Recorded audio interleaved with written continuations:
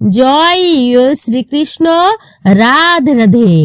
জয় শ্রীরাম, ভক্ত হনুমান, জয় সীতারাম। নমস্কার, সবাইকে সুস্বাগত জানাই বৈদিক ধর্ম তথা সনাতন ধর্মীয় তথ্যমূলক চ্যানেলে। ভগবান শ্রী রামচন্দ্রের বিশেষ তিথি হচ্ছে চৈত্র মাসের নবমী তিথি। এই দিনেই ভগবান রামচন্দ্র ত্রেতা যুগে অবতীর্ণ হয়েছিলেন, তাই এই দিনটিকে মহা রাম নবমী বলা হয়। মানা হয় এই দিনে সামান্য কিছু কাজ করলে মানুষের দুর্ভাগ্য চিরতরে নাশ হয়ে যায়। ভগবান ব্রহ্মাজি বলেছেন যে এই দিনে রামনবমীর ব্রত বা পূজা অর্চনা করলে তাকে আর কখনোই জন্ম মৃত্যুর চক্রে ফিরে আসতে হয় না। সেই মৃত্যুর পর ব্রহ্মলোকে স্থান পায় সেই ব্যক্তি। এছাড়া এই ব্রত বা পূজা অর্চনা পালন করলে গরিব ব্যক্তিও ধনী হয়ে যায়। যাদের সন্তান হয় না তারা সন্তান প্রাপ্ত করে। পরিবারে আসে অপার সুখ, শান্তি ও সমৃদ্ধি। সেই সঙ্গে পরিবারের সকলে সুস্থ ও নিরোগ থাকে। এমনকি এই রামনবমীর কথা কানে শ্রবণ করলেও মানুষের মন শান্ত হয়ে যায়। তাই আপনারা বুঝতেই পারছেন যে এই নবরাত্রি চলাকালীন এই রামনবমী ব্রতের মাহাত্ম্য কতটা গুরুত্বপূর্ণ। তাই এই দিনে আপনারা কি করবেন এবং কি কার্য করবেন না, অর্থাৎ এই দিনে আপনারা কি কার্য করবেন আর কি কার্য ভুলেও করবেন না, ব্রত রাখলেও বা না রাখলেও এই দিনে আপনারা কি কি খাবার খেতে পারবেন এবং কি কি খাবার খাবেন না, বিশেষ করে ভগবানকে কোন ফুল আপনারা অর্পণ করবেন, এই দিনে পূজা অর্চনা করবেন কোন ফুল নিবেদন করে রামচন্দ্রের, সকালে ঘুম থেকে উঠে কি মন্ত্র জপ করলে মানুষের দুর্ভাগ্যের নাশ হয়ে যায়, এই সমস্ত কিছুই আপনারা আজকের এই ভিডিওটির মাধ্যমে জানতে পারবেন। আজকের ভিডিওটি খুবই গুরুত্বপূর্ণ হতে চলেছে বৈদিক ধর্ম এই চ্যানেলে। আপনারা অবশ্যই ভক্তি, শ্রদ্ধা ও মনোযোগ সহকারে শ্রবণ করুন। ভিডিওটি যদি ভালো লেগে থাকে ভিডিওতে অবশ্যই একটি লাইক করবেন এবং কমেন্টে জয় শ্রী রাম লিখতে একদমই ভুলবেন না, বা আপনার গুরুদেবের নামটি অবশ্যই একটি বারের জন্য হলেও লিখে জানাবেন। ভিডিওতে অবশ্যই আপনারা একটি লাইক করবেন। আর আপনি যদি আমাদের চ্যানেলের নতুন দর্শক হয়ে থাকেন তাহলে চ্যানেলটি অবশ্যই সাবস্ক্রাইব করবেন, পাশে থাকার নোটিফিকেশন বেল আইকনটি অল করে দিবেন। একজন সনাতনী ব্যক্তিকে আপনারা সাপোর্ট করবেন ধর্মীয় যাত্রায়, আমি আশা রাখছি আপনাদের থেকে। অবশ্যই আপনারা ভিডিওটি সম্পূর্ণই শ্রবণ করুন আর ভক্তি ভরে বলুন জয় শ্রীরাম, জয় শ্রী ভক্ত হনুমান, জয় সীতারাম। অবশ্যই আপনারা বলবেন। এই বছর রামনবমী ব্রতের সময় বা পূজার শুভ সময় হচ্ছে সকাল, বিশেষ করে আপনারা সকাল থেকে মানে সকাল 11:11 থেকে শুরু করে দুপুর 1:39 মধ্যে অবশ্যই আপনারা পূজা সম্পূর্ণ করে নেবেন বৃহস্পতিবার দিন। আর অবশ্যই নবমী তিথি থাকছে শুক্রবার 10:48 পর্যন্ত, 27 মার্চ শুক্রবার সকাল 10:48 পর্যন্ত। অনেক ভক্তেরা এই দিনেও রাম নবমী ব্রতের উপবাস বিশেষ করে পালন করবেন। তবে বলা হয়েছে ভগবান রামচন্দ্র মধ্যাহ্নকালীন সময়ে তিনি আবির্ভাব হয়েছিলেন, সেই হিসাবে প্রধান সময় হচ্ছে বৃহস্পতিবার দিন। আপনারা অবশ্যই অর্ধবেলা উপবাস ব্রত পালন করতে পারবেন এই রাম নবমী ব্রতের। শ্রী রামচন্দ্রের অভিষেক করে অর্ধবেলা অর্থাৎ দুপুর বেলা তারপরে আপনারা ব্রত ভঙ্গ করতে পারবেন। আর যে সমস্ত ব্যক্তিরা আপনারা নির্জলা উপবাস ব্রত রাখবেন তারা অবশ্যই সারাদিনে ফলমূল দুগ্ধ আহার করে নির্জলা উপবাস রাখতে পারেন, একাদশী ব্রতের মতো। পরের দিনে অবশ্যই পালন কার্য সুসম্পূর্ণ করবেন। আপনারা ভগবান শ্রী রামচন্দ্রের বাড়িতেই পূজা অর্চনা করতে পারেন বা মন্দিরে গিয়েও পূজা অর্চনা করতে পারেন, কিন্তু যারা এই দিন আপনারা ব্রত রাখছেন তারা সারাদিনে কিন্তু এই ব্রত পালন করতে হবে, বিশেষ করে যারা সারা দিন ব্রত রাখছেন। এবং পরের দিন আপনারা এই নবমী তিথি শেষ হয়ে যাবার পর স্নান করে ভগবান শ্রীরাম বা লক্ষ্মীনারায়ণ বা রাধা কৃষ্ণের পূজা অর্চনা করে তবেই কিন্তু আপনারা এই ব্রতের পালন কার্য অর্থাৎ ব্রত সুসম্পূর্ণ করবেন। শ্রী রামচন্দ্র সূর্য বংশে জন্মগ্রহণ করেছিলেন, তাই এই দিনে অবশ্যই সকালে আপনারা সূর্যদেবকে অর্ঘ্য নিবেদন করতে একদমই ভুলবেন না। অবশ্যই আপনারা একটি লাল জবা ফুল নিবেদন করবেন সূর্যদেবকে। আপনারা সকালে তাড়াতাড়ি স্নান করে ব্রহ্ম মুহূর্তে অবশ্যই ঘুম থেকে উঠেই স্নান করবেন বাসি কর্মাদি সম্পূর্ণ করে। আর বাসি বিছানায় আপনারা এই মন্ত্রটি অবশ্যই জপ করবেন। রমন্তে সর্বত্রই ইতিরম শ্রী রামচন্দ্রায় নমঃ। অবশ্যই আপনারা এই মন্ত্রটি ভক্তি ভরে 108 বার বা 21 বার এই দিনে অবশ্যই জপ করবেন। যদি সম্ভব না হয় তাহলে 11 বার অবশ্যই কিন্তু জপ করবেন। অবশ্যই আপনারা ভক্তি মনেই জপ করবেন, বিশেষ করে এই মন্ত্রটি। এর মানেই প্রভু রামচন্দ্র সর্বত্রই বিরাজমান। তিনি প্রত্যেক জীবের হৃদয়ে বাস করেন, আর প্রত্যেকটা জীব তার হৃদয়ে নিবাস করে। সেই করুণাময় প্রভু শ্রী রামকে আমি শতকোটি প্রণাম জানাই। এরপরে আপনারা স্নান করে এসে সূর্যদেবকে কিন্তু অবশ্যই আতপ চাল ও লাল ফুল মিশ্রিত জল অর্পণ করতে একদমই ভুলবেন না।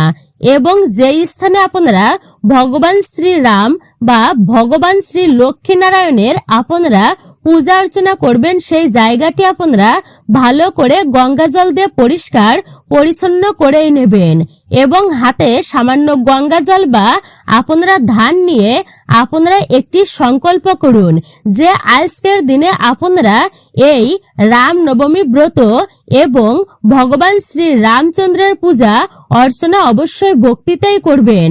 এবং প্রথমে আমাদের সনাতন হিন্দু ধর্মে যে কোনো পূজা অর্চনা আরাধনার ক্ষেত্রে সবার আগে আমরা গণেশজির আরাধনা করি, তারপরে আমরা পূজা অর্চনা শুরু করি।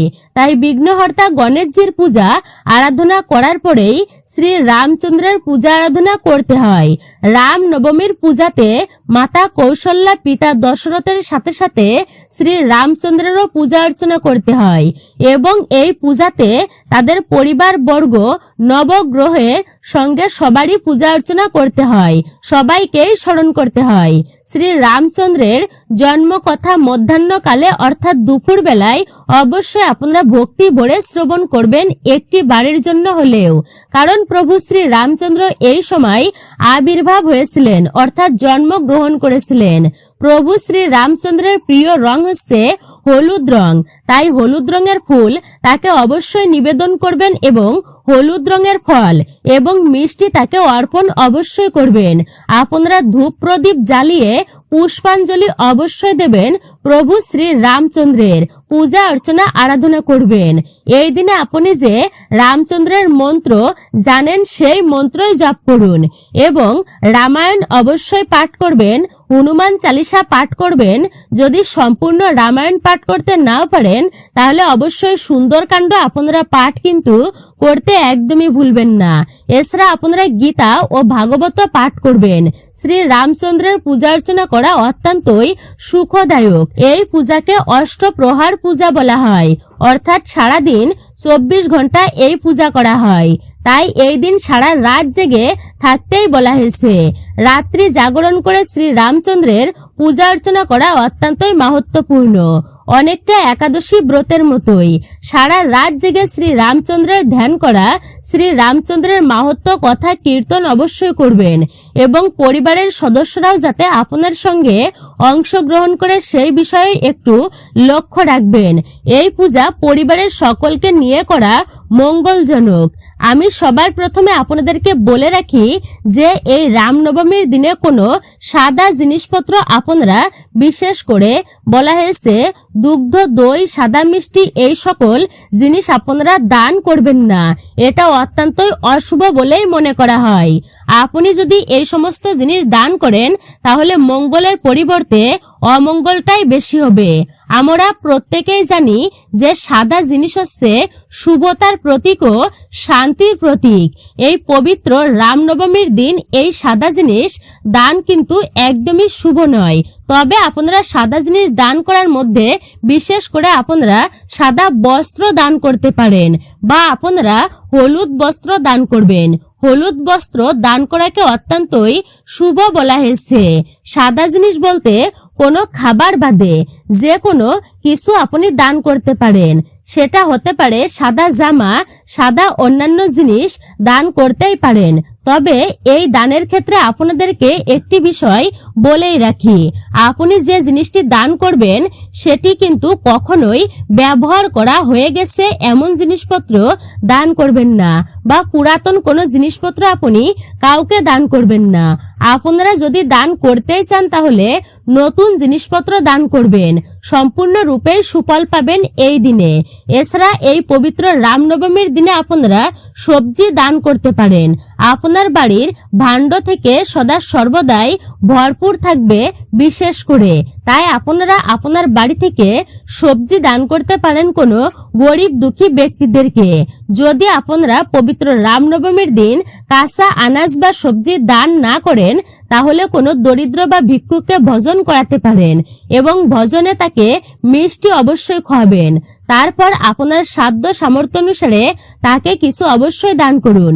এর ফলে মা লক্ষ্মী প্রভু শ্রী রামচন্দ্র আপনার প্রতি অত্যন্তই প্রসন্ন হবেন এবং মা লক্ষ্মী এবং প্রভু শ্রী রামচন্দ্র দু হস্ত ভরে আপনাদেরকে আশীর্বাদ করবে। এছাড়া সদা সর্বদাই আপনার ভাণ্ড এতে ভর্তি থাকবে প্রভুর কৃপায়। গীতা ও রামায়ণ এবং মহাভারত অনুসারে বিশ্বাস করা হয় এই পবিত্র রাম নবমীর দিন লোহা দান করলে ভাগ্য বদলে যেতে বেশি সময় নেয় না। তাই আপনারা যদি খুবই দুঃখ কষ্টে থাকেন বা মহা বিপদে থাকেন তাহলে সেই দুর্ভাগ্যকে সৌভাগ্য পরিণত করতে আপনারা এই পবিত্র রামনবমীর দিনে লোহা কাউকে দান করুন। তাহলে দেখবেন আপনাদের দুর্ভাগ্য সরে গিয়ে সৌভাগ্যে রূপান্তরিত হয়েছে। যে সমস্ত মানুষ আপনারা খুবই কষ্টে ও মহা বিপদে আছেন তারাই একমাত্র লোহা দান করুন। এই পবিত্র রামনবমীর দিন বিশেষ করে কোনো ধর্মীয় গ্রন্থ আপনারা দান করতে পারেন। আপনারা কোনো গরিব দুঃখীদের অবশ্যই পোশাক দান করবেন। এই রামনবমীর দিন দান করলে বলা হয়েছে সেই ব্যক্তির ভাগ্য ফিরে যাবে এবং এরই সাথে ধনদেবতা কুবের দেবের কৃপায় প্রচুর ধন দৌলত আসবে। তাই আপনাদের পক্ষে যদি সম্ভব হয় তাহলে হলুদ রঙের পোশাক অবশ্যই দান করুন এই রামনবমী ব্রতের দিনে। এতে প্রভু শ্রী রামচন্দ্র আপনার প্রতি অত্যন্তই প্রসন্ন হবেন। আপনারা আমরা প্রত্যেকেই জানি বিশেষ করে রামনবমীর দিন 5 প্রকার ফল কিন্তু প্রভু রামচন্দ্রের উদ্দেশ্যে নিবেদন করাই হয়। আপনারা অবশ্যই এই দিনে 5 রকমের ফল দান করবেন প্রভু শ্রী রামের উদ্দেশ্যে যারা রামনবমীর ব্রত উপবাস পালন করবেন।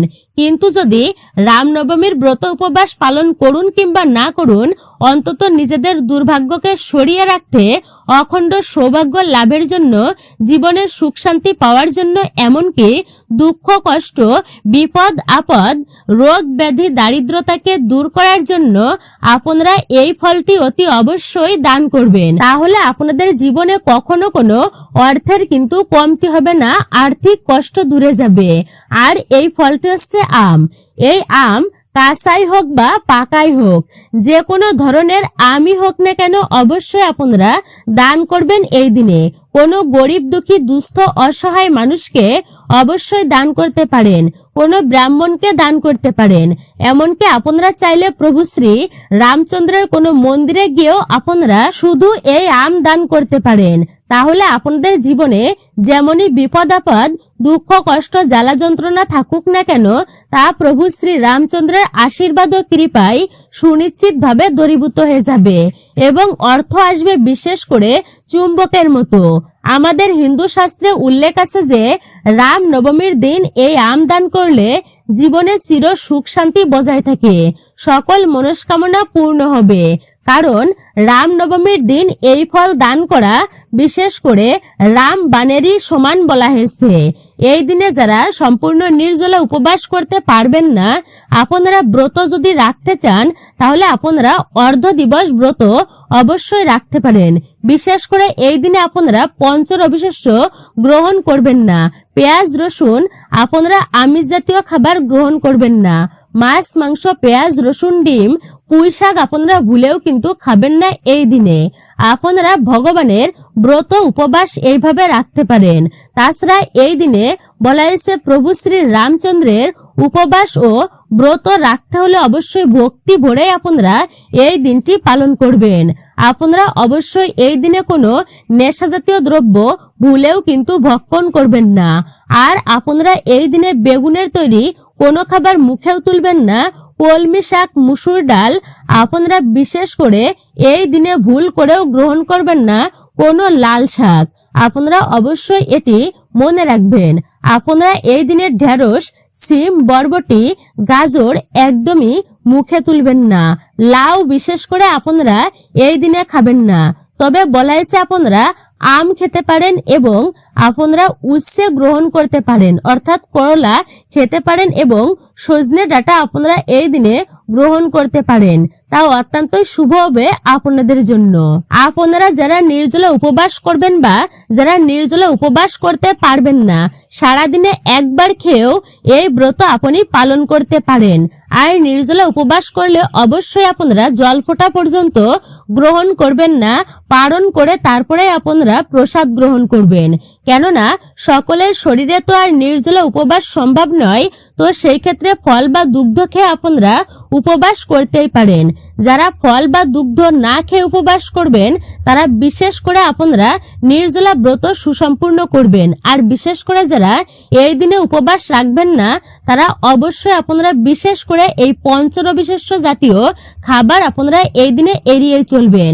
আপনারা এই দিনে সুজি বা রুটি, বিশেষ করে গমের তৈরি রুটি আপনারা এই দিনে ভুলেও কিন্তু খাবেন না।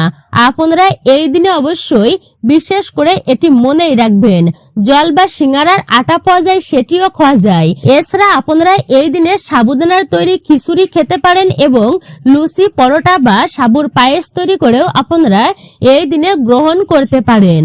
আপনারা এই দিনে সবজি রন্ধন করে ভগবানকে অর্পণ করে সেই প্রসাদই গ্রহণ করতে পারেন। বিশেষ করে একাদশী ব্রতের মতো আপনারা ভুলেও সেই সবজিতে পাঁচফোড়ন ব্যবহার করবেন না। আপনারা এই দিনে সেই সবজির মধ্যে সয়াবিনের তেল বা আপনারা সরিষার তেল বিশেষ করে ব্যবহার করবেন না। ভগবানকে সেই সবজি অর্পণ করে তারপরে আপনারা প্রসাদ হিসাবে নিজেরা গ্রহণ করবেন এবং অপরের মাঝেও আপনারা সেটি বিতরণ করবেন। এতে আপনারা অত্যন্তই পূর্ণ ফল প্রাপ্ত করতে পারবেন। আপনারা সবজির মধ্যে মিষ্টি কুমড়া, চাল কুমড়া, আলু, পটল, বিশেষ করে কাঁচা কলা, পেঁপে এগুলি গ্রহণ করতে পারেন সবজি হিসাবে এবং পালন শাক খেতে পারেন আপনারা এই দিনে। এমনকি আপনারা এই দিনে করলা বা উচ্ছে আপনারা গ্রহণ করতে পারেন। আপনারা এই দিনে আম খাবার খেতে পারেন, অর্থাৎ আমের তৈরি টক আপনারা খেতে পারেন বা আপনারা বিশেষ করে তিতো ডালও আপনারা খেতে পারেন। এই দিনে আপনারা চুলদাড়ি নখ একদমই কিন্তু কাটবেন না, অর্থাৎ ভুলেও কোনো ক্ষৌরকর্ম আপনারা করবেন না। এই দিনে ভগবানের পূজা অর্চনায় আপনারা হলুদ ফুল, সাদা ফুল, তুলসী পত্র, তুলসী মঞ্জুরি এবং পারলে একটি পদ্ম ফুল আপনারা ভগবানকে অবশ্যই নিবেদন করুন। এছাড়া এই দিনে ভগবানকে হলুদ ফুল, হলুদ মিষ্টি এবং প্রভু শ্রী নারায়ণকে বিশেষ করে ক্ষীর অর্পণ করতে পারলে, মানে পায়েস অর্পণ করতে পারলে তা অত্যন্তই শুভ হবে এবং প্রত্যেকটা ভোগের জন্য তুলসী পত্র থাকে। এরপর আপনারা ভগবানের পূজা অর্চনা আরতি করার পর বাড়িতে রামায়ণ, গীতা, সত্যনারায়ণের ব্রত কথা অথবা রাম নবমীর ব্রত কথা আপনারা অবশ্যই পাঠ বা শ্রবণ করুন এবং এই ব্রত কথা যদি পাঠ করতে অসুবিধা হয় অন্তত পক্ষে আপনারা একবার হলেও তা শ্রবণ করুন। তারপরে সন্ধ্যাবেলায় এই মন্ত্রটি একটি আসনে বসে আপনারা জপ করতে একদমই ভুলবেন না। আর তা হচ্ছে ওম রাম রামায় নমঃ, ওম রাম রামায় নমঃ। আপনারা এইভাবে এই মন্ত্রটি অবশ্যই একটি শুদ্ধ আসনে বসে 108 বার এই দিনে জপ করবেন। আপনাদের দুর্ভাগ্যের নাশ তো হবেই, তারই সঙ্গে সৌভাগ্যের আগমন হবে। কারণ আমাদের জীবনে বিভিন্ন রকম সমস্যার মধ্য দিয়ে একটি প্রধান সমস্যা হচ্ছে গ্রহ দোষ। আর এর ফলেই আমাদের জীবনে বিভিন্ন রকমের সমস্যা লেগেই থাকে এবং ঠিক সময়ে যদি আমরা এই সমস্যার সমাধান না করি তাহলে আমাদের জীবনে কিন্তু নরক যন্ত্রণা ভোগ করার মতোই কষ্ট ভোগ করতে অবশ্যই হয়। আপনারা যদি দেখেন আপনাদের ভাগ্যে যদি কিছুতেই সৌভাগ্য না আসে, অনেক পূজা অর্চনা করার পরেও যদি জীবনে যেই সমস্যা সেই সমস্যা রয়েই যায়, তাহলে আপনারা ভাববেন আপনাদের উপর শনিদেবের কৃপা নেই। কারণ শনি মহারাজ হচ্ছেন এই কলিযুগের কর্মফলদাতা, অর্থাৎ কর্মফলদাতা বলা হয়েছে শনি মহারাজকে। তাই শনিদেবের কৃপা প্রাপ্ত করার জন্য এবং শনি দোষ কাটানোর জন্য যে কোনো অমাবস্যা বা যে কোনো শনি মঙ্গলবার কিংবা যে কোনো গ্রহণের দিন আপনারা সরিষার তেলের কিছুটা কালো তিল মিশিয়ে তারই সঙ্গে সেই সরিষার তেলে আপনারা নিজের ছায়া দেখে কোনো গরিব দুঃখীকে বা কোনো শনি মন্দিরে গিয়ে সেই তেল দান করুন। এতে মানুষের আর্থিক ভাগ্য খোলে এবং দুর্ভাগ্য নাশ হয়ে যায়, গ্রহ দোষ কেটে যায়, গ্রহ বাধা তা দূরীভূত হয় ধীরে ধীরে। এইভাবে আপনাদের পরপর 7 দিন করতে হবে। আপনারা বাড়িতে অবশ্যই হনুমান চালিসা পাঠ করুন এই বিশেষ দিনে, কারণ যেই বাড়িতে হনুমান চালিসা পাঠ করা হয় সেই বাড়িতে কখনোই শনিদেবের খারাপ প্রভাব পড়ে না, সেই বাড়িতে সদা সর্বদাই আয় উন্নতি বৃদ্ধি পায়। তাই অবশ্যই আপনারা এই কথাটি কিন্তু মনেই রাখবেন। আপনারা অবশ্যই গ্রহ দোষ বা যে কোনো সমস্যা দূর করার সবথেকে সহজ উপায় হচ্ছে ভক্তি। কিন্তু মনে যদি ভক্তি না থাকে তাহলে কিন্তু কোনো কার্য করেই কখনো কোনো সুফল আপনারা পাবেন না। আপনারা দুগ্ধ, গঙ্গা জল, ঘি, মধু, দই আপনারা পঞ্চামৃত দিয়ে অবশ্যই ভগবান শ্রী রামচন্দ্রের অভিষেক করবেন এই দিনে এবং সেই পাত্রের জল সংগ্রহ করবেন এবং তারপর আপনারা সেই জল কিছুটা চোখে মুখে ও মাথায় আপনারা ছিটিয়ে দেবেন। সামান্য জল আপনারা প্রসাদ রূপে অবশ্যই গ্রহণ করবেন। আপনারা এই দিনে বিশেষ করে শিবেরও অভিষেক করাতে পারেন। আপনারা শিবের মহামৃত্যুঞ্জয় মন্ত্র জপ করবেন। এইভাবে আপনারা টানা 3টি সোমবার অবশ্যই আপনারা শিবের মন্ত্র জপ করে প্রভু শিবের অভিষেক করতে পারলে তা জীবনের পক্ষে খুবই ভালো হবে। বিশেষ করে এই দিন থেকে আপনারা শুরু করুন এবং আপনারা বিশেষ করে মন্ত্র, শিবের মন্ত্র 11 বার, 21 বার, 51 বার আপনারা জপ করবেন কিংবা 108 বার আপনারা জপ করতে পারেন। দুর্ভাগ্যতা মহাদেবের কৃপায় দূরীভূত হয়ে যাবে। আপনারা এই সোমবার থেকেই শুরু করুন, বিশেষ করে তা অত্যন্তই ভালো হবে দুর্ভাগ্য দূরীভূত করার জন্য। প্রভু শিবের কৃপায় গ্রহ দোষ বাধা বিপত্তি নাশ হয়ে যাবে। আপনারা এর পরবর্তী এই দিন অবশ্যই সিদ্ধি পাতা জলে মিশিয়ে আপনারা সোমবার দিন যদি প্রভু শিবকে স্নান করানো যায় তাহলে যে কোনো ভাগ্য দোষ এবং যে কোনো সমস্যা থেকে আপনারা নাশ পাবেন। আর আপনারা এই রামনবমীর দিন বিশেষ করে শ্রীরামের অভিষেক করানোর পর সেই অভিষেক করানোর পর যে জলটা থাকবে সেটি প্রসাদী হিসেবে একটুকু আপনারা গ্রহণ করবেন, অর্থাৎ আপনারা প্রসাদ হিসেবে খাবেন এবং কিছুটা জল আপনারা মাথায় ছড়িয়ে দেবেন, অর্থাৎ ছিটিয়ে দেবেন। এতে অত্যন্তই মঙ্গল হবে আপনাদের। আপনারা অবশ্যই এই একটি টোটকা আপনারা করতে পারেন। আপনারা আজ রাতে শোবার আগে 1 ঘটি জল বিছানার তলায় রেখে তা পরের দিন অর্থাৎ রাম নবমীর সকালে ঘুম থেকে উঠে স্নান করে ভগবান শ্রী রামচন্দ্রকে স্মরণ করে বা হরে কৃষ্ণ মহামন্ত্র জপ করে তুলসী গাছে সেই জল ঢেলে দিন। তাহলে দেখবেন আপনাদের গৃহে থাকা সমস্ত প্রকারের বাস্তু দোষ, নজর দোষ কেটে যাবে। মাতা তুলসী মহারানীর আশীর্বাদ ও কৃপায় আপনাদের গৃহে সুখ, শান্তি, সমৃদ্ধি বৃদ্ধি পাবে। নতুন বছর আপনার রাজার হালে কাটবে। আপনারা যতই মহান মহান ভক্তদের জীবনী আপনারা শ্রবণ করবেন বা জানবেন, তারা ঈশ্বর নয়তো মানুষের মতোই সেবা করতেন। বিশেষ করে আপনি যদি কর্মযোগ পালন করতে চান তাহলে মা বাবা, পশু পাখি বা বিভিন্ন মানুষের অবশ্যই সেবা করুন। আর যদি আপনি ভক্তিযোগ পালন করতে চান তাহলে মন প্রাণ দিয়ে শুধু ঈশ্বরের ভক্তি আপনারা করুন। এত এত ঈশ্বরকে স্মরণ করুন যাতে ঈশ্বর আপনার প্রার্থনা শুনতে অবশ্যই বাধ্য হন। তাই অবশ্যই আপনারা এই রামনবমীর বিশেষ সাথে কোন ক্রিয়াটি আপনারা করবেন? আজ হচ্ছে পরমেশ্বর ভগবান শ্রীকৃষ্ণের আশীর্বাদ প্রাপ্ত করার মহান সুযোগ। সন্ধ্যাবেলায় পরিষ্কার জামা কাপড় পরে তুলসী মঞ্চে পরমেশ্বর ভগবান শ্রীকৃষ্ণের নামে একটি প্রদীপ অর্পণ করুন। তারপর বাড়িতে আপনারা যেভাবে সন্ধ্যা দেন ঠিক তেমনি ভাবে সন্ধ্যা দেবেন। এরপর রাতের বেলায় আপনারা যা ভজন করেন তা ভজন করার পর আপনারা 3 বার হে কৃষ্ণ করুণা সিন্ধু দীনবন্ধু জগৎপতে গোপেশ গোপিকাকান্ত রাধাকান্ত নমস্তুতে এই মন্ত্রটি অবশ্যই আপনারা ভক্তি ভরে আপনারা জপ করুন। তারপর জপ করার পর আপনারা ধ্যানে বসেই কিন্তু জপ করবেন। পরমেশ্বর ভগবান শ্রীকৃষ্ণের বিশ্বরূপের আপনারা চিন্তন করবেন।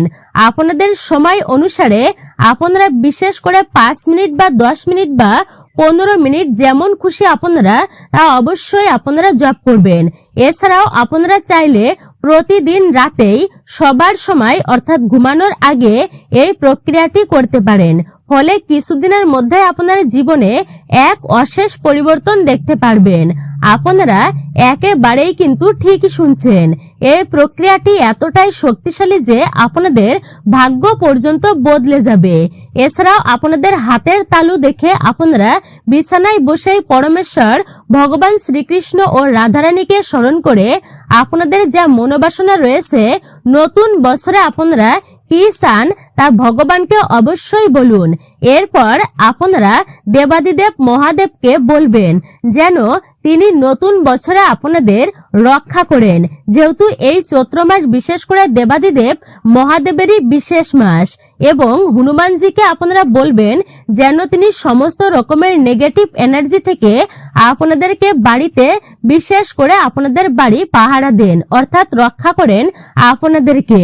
এবং আপনারা অবশ্যই বিশেষ করে ভক্তি ভরেই কিন্তু তাদের পূজা অর্চনা আরাধনা করবেন এবং তাদের অবশ্যই আপনারা স্মরণ করবেন। আপনারা মনে ভক্তি ও বিশ্বাস রেখে ভগবানকে ভালোবেসে তারপরে আপনারা যে কোনো কার্য করবেন, দেখবেন অবশ্যই আপনারা তার সুফল পাবেনই পাবেন। অখণ্ড সৌভাগ্য আপনারা লাভ করতে পারবেন। জয় শ্রীকৃষ্ণ, রাধে রাধে। মূলত এটাই ছিল আমাদের আজকের ভিডিওটি। বৈদিক ধর্ম চ্যানেলের ভিডিওটি আপনাদের কাছে কেমন লেগেছে মূল্যবান মতামত জানাতে একদমই ভুলবেন না। আর আপনি যদি আমাদের চ্যানেলের নতুন দর্শক হয়ে থাকেন তো বিনীত অনুরোধ করব চ্যানেলটি অবশ্যই সাবস্ক্রাইব করবেন।